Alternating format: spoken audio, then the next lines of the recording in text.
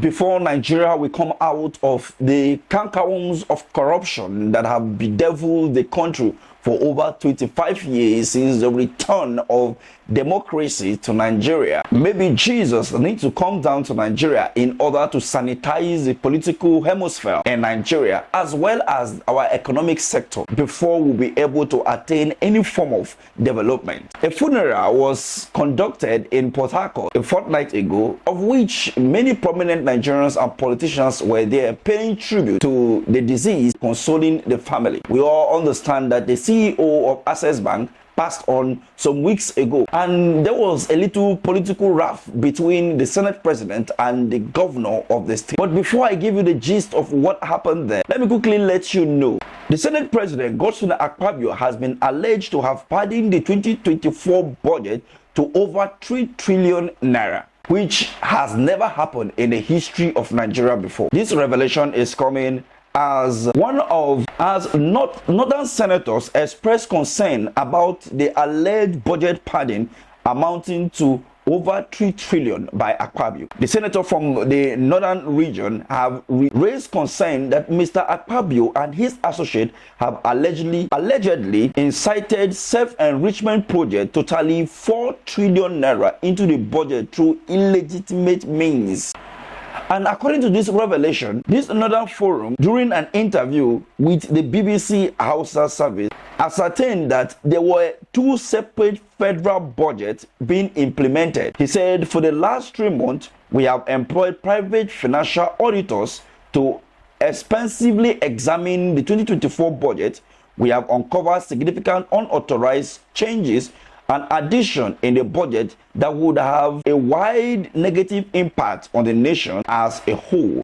Now, when you look at this and you look at the corruption allegation on the Senate President Godswill Akpabio, from when he left office as the governor of Akwa Ibom to when he was the minister of Niger Delta, of which in total of all the money that have been alleged that he has misappropriated or stolen is ranging over 200 billion naira.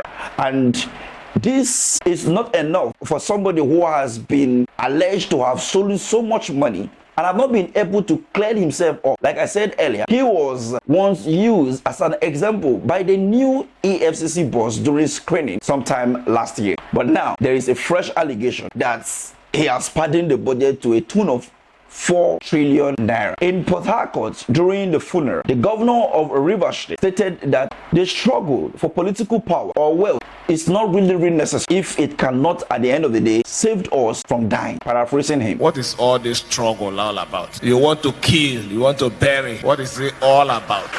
And the Senate President went ahead to reply him, saying that if there is nothing to gain, then do not struggle. 2006, I wanted to be a deputy governor. So the then deputy governor invited me and told me that this office has no money. There is nothing in it. I don't know why you still insist on moving me from here and taking over. So a woman who went with me said, Your Excellency, then don't wait for impeachment. Just resign since there is nothing in it. So Your Excellency, Governor Fubara, if there is nothing in the struggle, don't struggle. Looking at the statement made by the governor of Rivers State, those with sensible mind will understand that he was not referring to any political power or wealth, but trying to let everyone know in that room that with all the wealth, power, and connection of the former CEO of Access Bank, he was not able to save himself from that accident that led to his death, and that of his son and the wife. So therefore, everyone should tread with caution, because one day we will all die.